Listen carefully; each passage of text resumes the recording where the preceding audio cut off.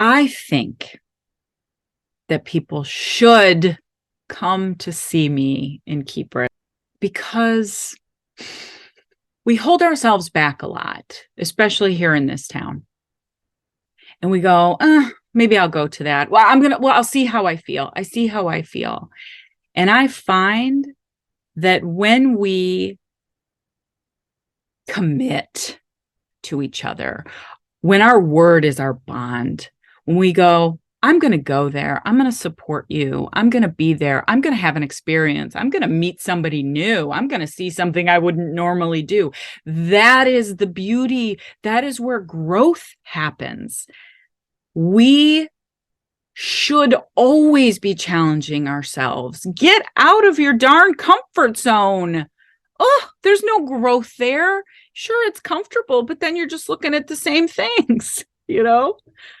So yes, everybody should go see Keeper, see these wonderful shows. My goodness.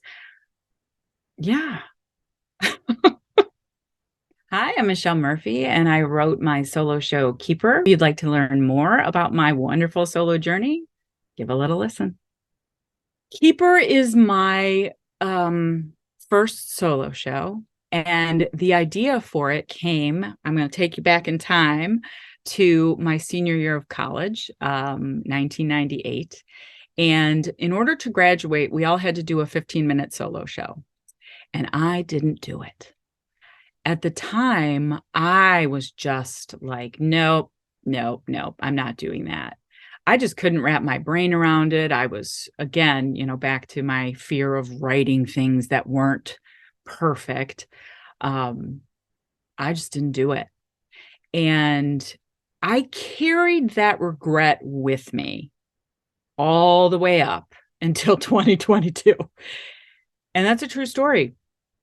The regret that I feel like I felt like I let myself down. I let myself off the hook. And it took me a long time to understand like why I did that. And so cut to 2022, I had started to really work on my mindset during the pandemic and really go from this fixed mindset to a growth mindset. And I signed up for this wonderful career coaching with Lynn Downey Braswell. It's the work of art coaching. And day one, she's like, okay, what are we doing? You're going to pick a project and you're going to do it. And I was like, oh, well, I've always wanted to do a solo show. And I immediately wanted to take those words back because I put them out there. And she's like, great. Okay. So we're picking the theater and the date, and you'll find a director and off you go. And I was like, okay, here we go. Because what I learned by carrying this regret around with me is whatever fantasy I've created in my mind about the worst possible scenario happening if I do a solo show and fail, not doing a solo show was worse. Living with that regret was worse. So that was where Keeper started. So when I hired my wonderful director, I thought I was going to write this wonderful show about all the characters I could do and blah, blah, blah. And she was like, nope, hold up. This one's about you. Your first one's a memoir. And I was like, no. So I started to go back in time, and I started to go back to my childhood. And it was really fascinating. My story is like, it's a hero's journey story. So I started to go back in time into this really wild, rich childhood that I had.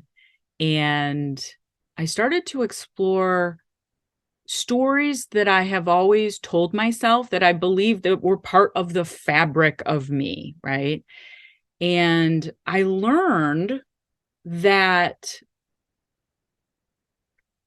shame, some misbelief, some lies that I have believed since I was like 6 were not true. I could change that. I could take care of this young version of myself and tell her story where she is now, which is this strong, confident woman that I am today. So I went back to lead her to her journey here. So that is where Keeper started. And my story has several painful moments in it, but it's all told through my beloved time at summer camp. So there's a lot of fun in the show too. I do a lot of singing, and I take the audience with me on this wonderful journey as I weave them through periods of my life. When I did Keeper the first time, I thought it was going to be a one and done, right? One and done. Whoo, I did it. I can let my professor in 1998 know I finally did my solo show. So when I took my first bow, I was like, oh.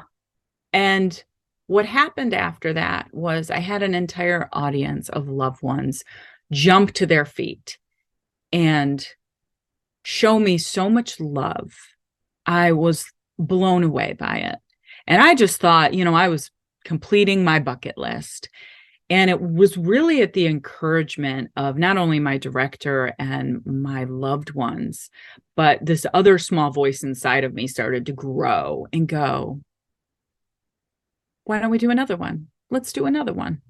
What if we do another one? Because I performed Keeper for the first time in September of 2022. I performed Keeper the second time as part of the White Fire Solo Fest here in Sherman Oaks, which is huge, which is a 50 person solo fest over the course of several months. So that was the second time that I did it. And after I did that, I was very honored to receive one of 12 Best of Fest awards. So that was my second time doing it. And again, it was my confidence growing. It was me taking care of myself and going, can I bring this? And there's some fear in there, but that's sort of where I'm at in my life.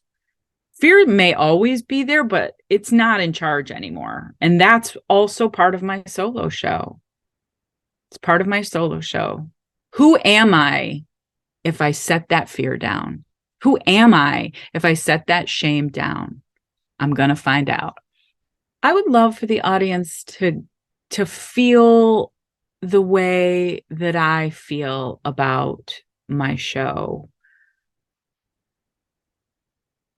It's reflective of a childhood that our formative years where we go through so much and we're not even able to understand it all. Our brains are still forming.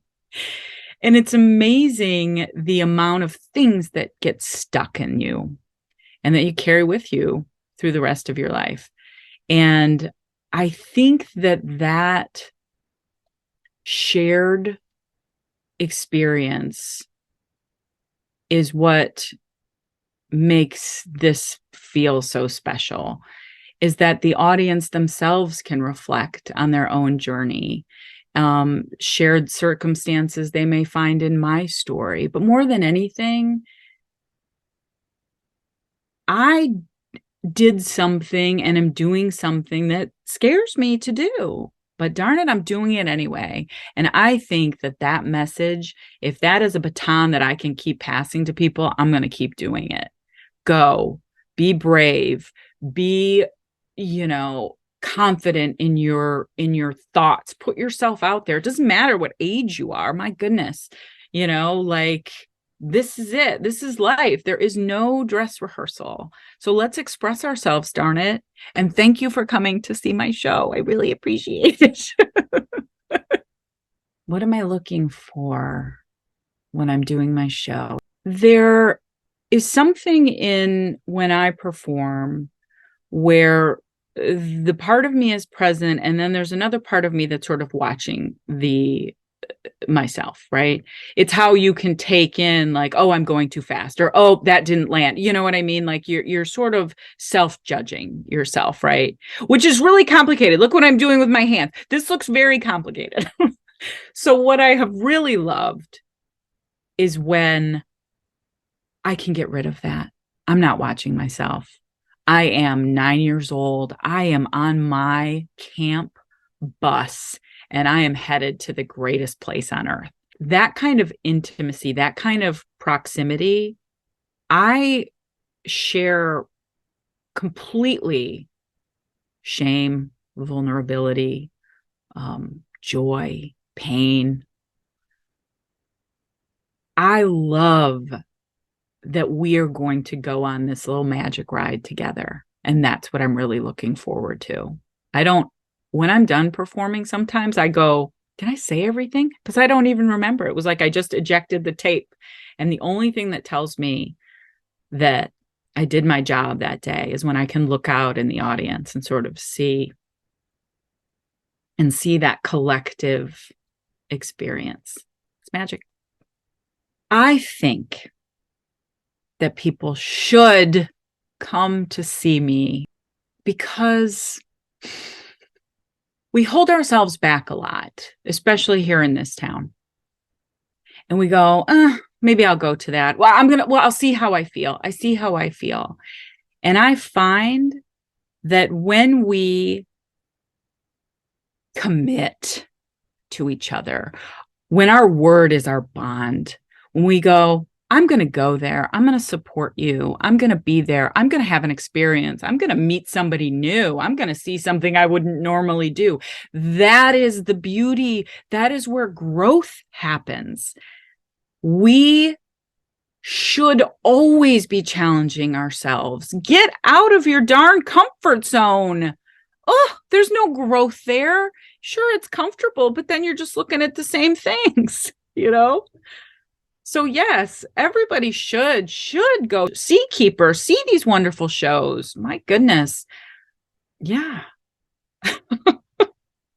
I will mention that Keeper really is only a certain part of my life. I take the audience from like I'm age 6 and I think I get up to 16. It's a small period of my life. And what I want to say about that, I don't even mention my wonderful husband of almost 12 years. I don't mention my beautiful 9-year-old son. But they're with me. And what I did do is my son, Ford, does my intro voiceover. So he's the one who asks everybody in the audience to make sure their cell phones are silenced, who'll tell them any little bits of information. And then he ends with, break a leg, mommy. And I got to tell you, I set myself up for success with that one because listening to that sweet little voice telling me, be brave, mommy. It's what I do. I am Michelle Murphy. I am the writer, producer, and performer of Keeper, directed by Juliet Jeffers. Please come and see me. Come.